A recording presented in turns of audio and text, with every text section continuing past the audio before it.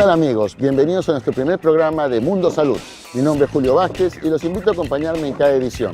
Hoy trataremos uno de los problemas más comunes que sufren las personas que pasan la mayor parte de su tiempo sentadas. El tema de hoy es malas posturas. Para aclarar nuestras dudas nos encontramos en la Clínica de Rehabilitación CRIMER, donde el licenciado Gianmarco Sánchez nos comentará sobre este gran problema. Por favor, acompáñenos.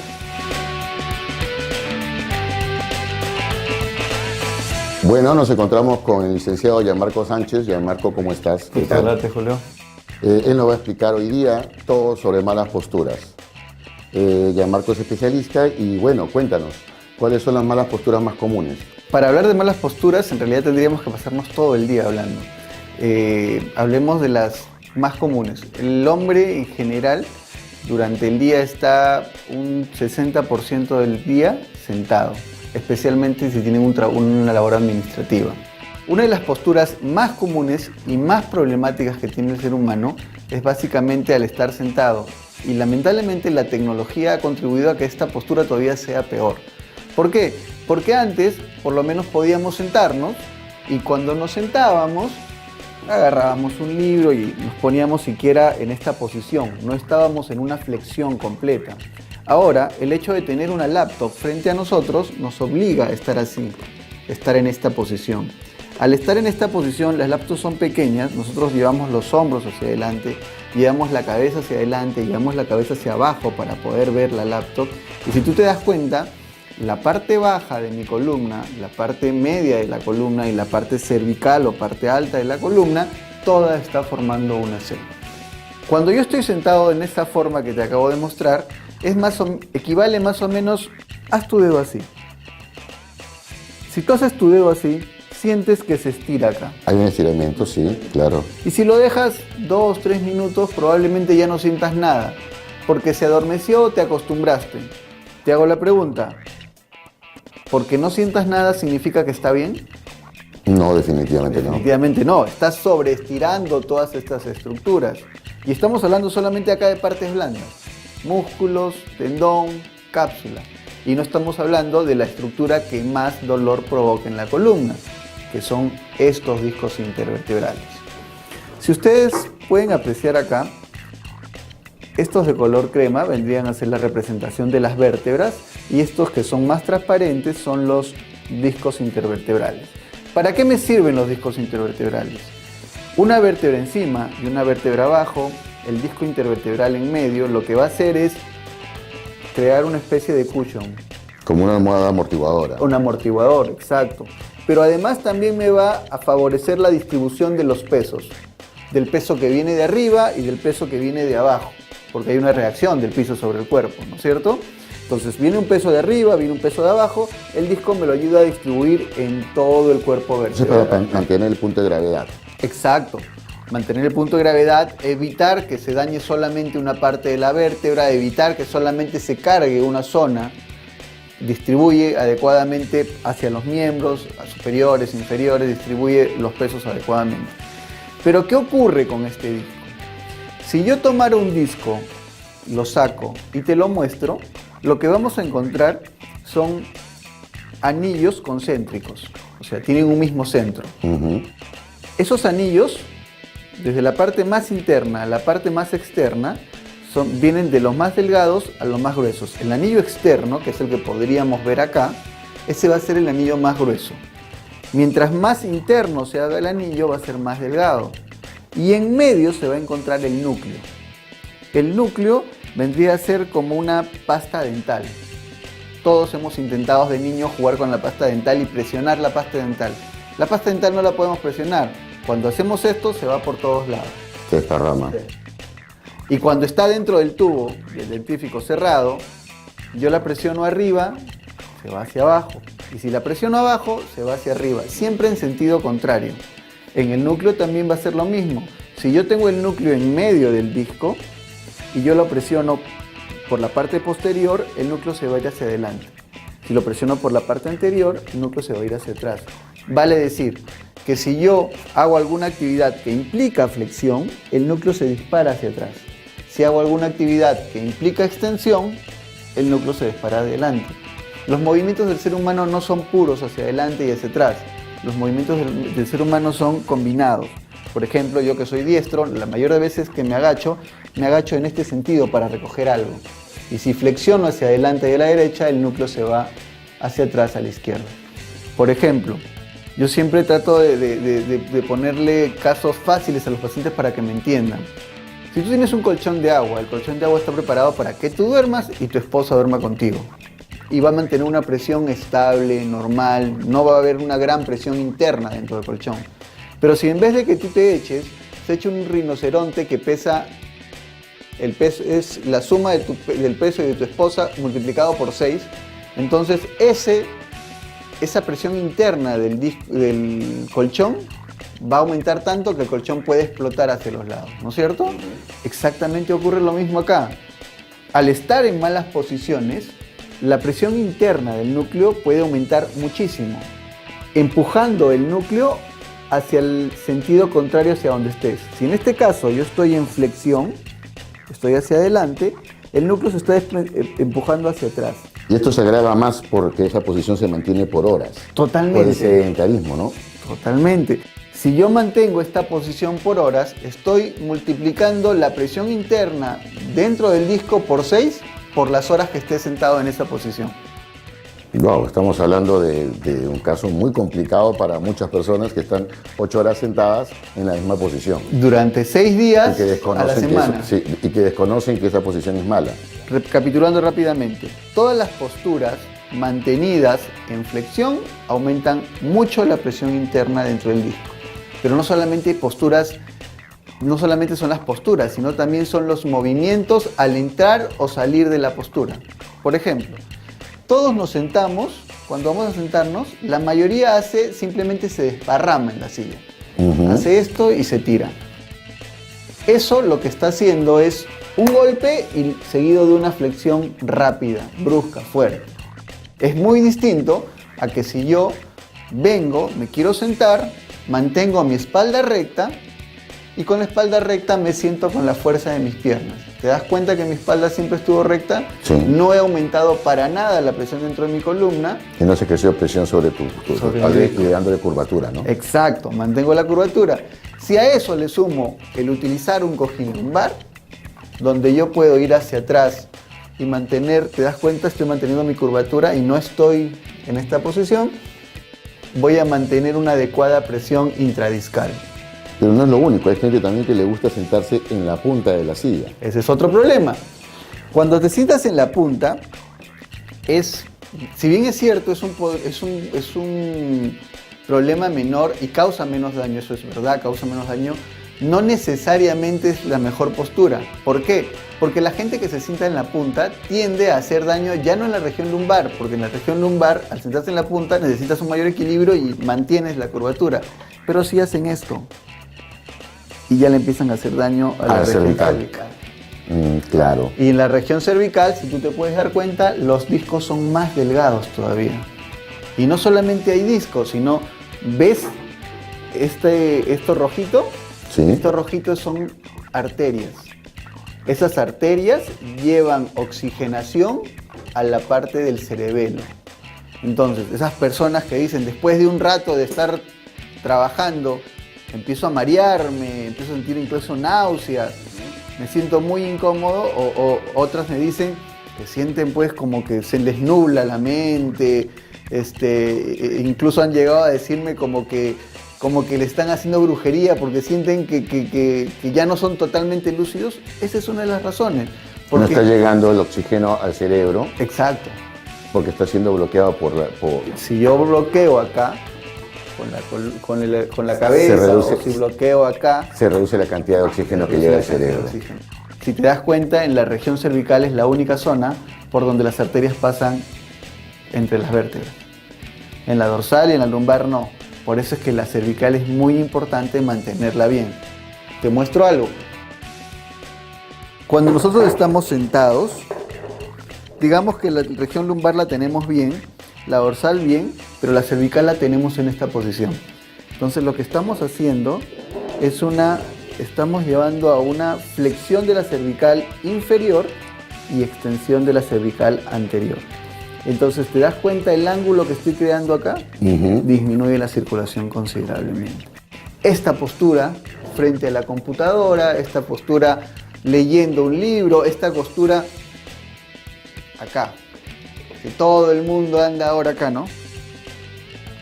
Hace mucho daño a la región cervical. Hace mucho daño a los discos intervertebrales, a los ligamentos que se encuentran en la parte posterior, a los músculos que estabilizan la región cervical y a los músculos que estabilizan la cabeza sobre la cervical, y todos esos se van sumando. ¿El tiempo acumulado puede llevar a un tipo de escoliosis también? ¿Puede generar escoliosis? Sí, pero habría que identificar bien algo. Lamentablemente en nuestro país han ingresado una serie de personas que dicen tratar columna y que a todos los pacientes los apantallan diciéndole tienes escoliosis. La escoliosis de por sí no es una patología.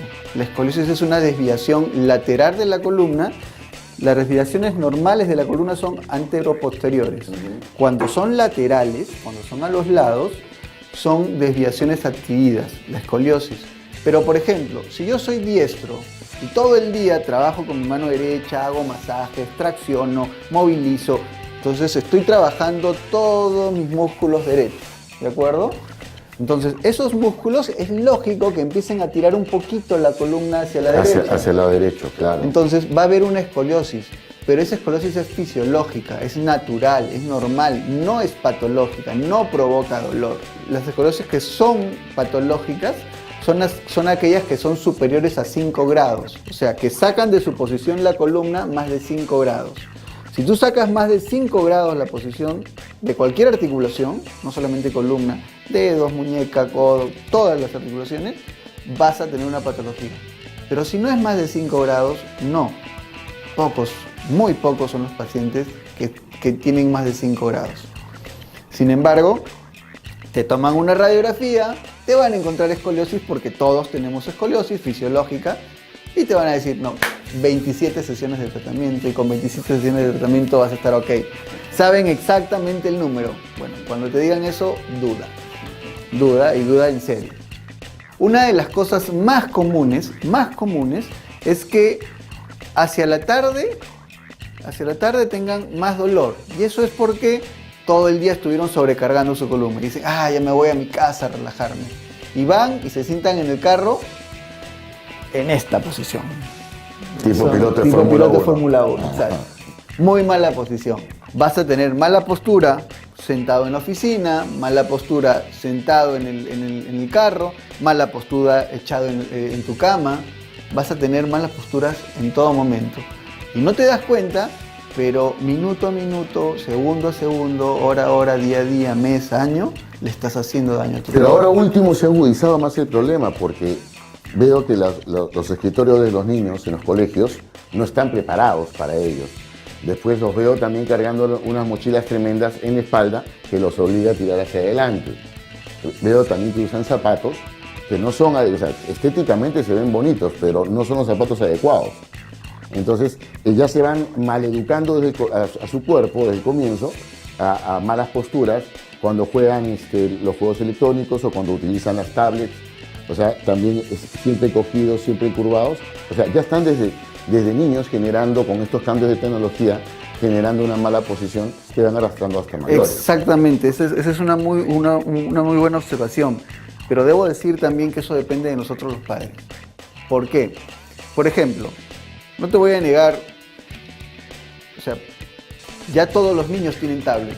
Y yo no le puedo negar a mi hijo que tenga una tablet porque si todos sus amigos la tienen, ¿cómo le digo? No, tiene que tener su tablet. Pero tiene ciertas reglas para usar la tablet. Si él va a estar usando la tablet, nunca en la cama. Si va a estar usando la laptop, nunca en la cama. Estar jugando el Play, aquí, nunca. Entonces, yo por ejemplo le digo a mi hijo, mi posición es así. Si yo te encuentro con la tablet o con el PlayStation portátil, te encuentro aquí, ese día ya no lo vuelves a usar. Si te vuelvo a encontrar una segunda vez, una semana no lo usas. Entonces, Gianmarco, mi hijo también se llama Gianmarco, ¿cómo estás sentado? Así, papá. está jugando acá, y si está jugando frente al televisor en el play, está acá. Bien apoyado la cabeza y está jugando. En la cama, la laptop y la tablet, nunca. Jugar nunca en la cama. Nunca. La cama no debería ser ni para ver televisión. Si yo quiero ver televisión en mi cuarto, yo lo que le pido a los pacientes, mejor es siéntate y mira el televisor. Si lo voy a ver desde mi cuarto porque ya no me queda otra opción, porque así me crié toda la vida, entonces lo que voy a hacer es que el televisor no esté anclado en la pared, sino que cuelgue del techo. Lo más alto posible. Lo más alto posible, y que el televisor me vea a mí. Por ejemplo, mi hijo tiene su televisor en el techo, no usa mochila, porque lo que tú dices bien, y ahí sí tengo un problema porque ya los chicos de cierta edad, 11, 12, ya no quieren usar el carrión, quieren usar la mochila, porque hay modelos, porque ahora vienen hasta para cargar el celular, la mochila te permite, capta la señal SUV y te carga el celular. Pero el hecho de que le manden por día 5 libros, 5 cuadernos... Es un peso. Van acá. Sí. Entonces no pueden. Ese sí es un pleito diario con mi hijo. O sea, no mochila, carrión. O para empujar o para jalar. O máximo llevar la mochila adelante para poder balancear hacia atrás. Ahí también hay otro tema. Hay niños que llevan la mochila adelante y uno pensaría que va a reaccionar aquí, pero otros simplemente se dejan llevar. Uf, complicado. Entonces lo que habría que hacer realmente es buscar un equilibrio en el que sí, lo ideal es llevarlo acá adelante, pero engancharlo atrás. Las mochilas ahora felizmente vienen también con enganche, entonces haces que la mochila forme parte de tu cuerpo. No es lo ideal es que tengas tu carrión, lo ideal es que no cargues ese peso, pero si no te queda otra, utiliza la mochila bien anclada a tu cuerpo. De esa forma, el peso de tu cuerpo va a ser uno solo con la mochila y vas a poder estabilizar un poquito más. Es lo menos malo, no estoy diciendo que sea bueno, es lo menos malo, pero es la forma que tenemos de ayudar a los niños. Algunos de estos problemas causan las tendinitis famosas de la que se queja montones de gente. Por mala posición. Una tendinitis en columna es muy raro, porque los tendones son muy pequeños. Pero las malas posiciones, por ejemplo, sí favorecen las tendinitis, por ejemplo, de hombro. Quiero que veas esto. Si yo estoy sentado y tengo los hombros hacia adelante, girados hacia adentro y escribiendo así, estoy llevando todo el húmero hacia adelante. Y cuando llevo el húmero hacia adelante y empujo, si te das cuenta, estoy apoyado acá y lo llevo también hacia arriba, lo que estoy haciendo es presionando un tendón en la zona. Entonces, pero lo estoy presionando a la justa. La suma, llega un momento en el que ya produce la tendinitis. ¿Y el mouse? Peor. El mouse puede provocarme un problema a nivel de los músculos epicondilios, los músculos que llegan a esta zona, a esta prominencia ósea. ¿Y por qué? Porque estoy en constante tensión. Si tú te das cuenta, al ponerme en la posición nomás, ya pone en tensión este músculo. Y si además tengo que hacer clic, clic, clic, clic, clic, clic, peor. Tengo muchos pacientes, eso sí es curioso, esto se le conoce como codo de tenista, que no hacen ningún deporte, pero sin embargo tienen codo de tenista. Y una de las cosas más frecuentes es el uso del mouse. Muchos incluso utilizan el mouse para jugar. Años atrás, ya no creo que no existe, pero hay un juego por internet que se llamaba Casa de Muertos. Entonces tú tenías que presionar el botón del mouse repetidas veces para matar a los muertos, a los zombies. Ese juego me trajo demasiados pacientes. Hay que estarle agradecido. No, nunca. Los pacientes, no es bueno que la gente esté mal. Don Marco, realmente nos has enriquecido con todo este conocimiento y yo creo que hay mucho más por qué hablar, y quisiera invitarte por favor a que nos dones tu tiempo para un próximo programa y abordar otros temas más interesantes con el licenciado Gianmarco Sánchez, quien ya tiene la gentileza de acompañarnos el día de hoy en su clínica de rehabilitación Clínica. Gracias, Gianmarco. Gracias a ti, Julio. Un gusto.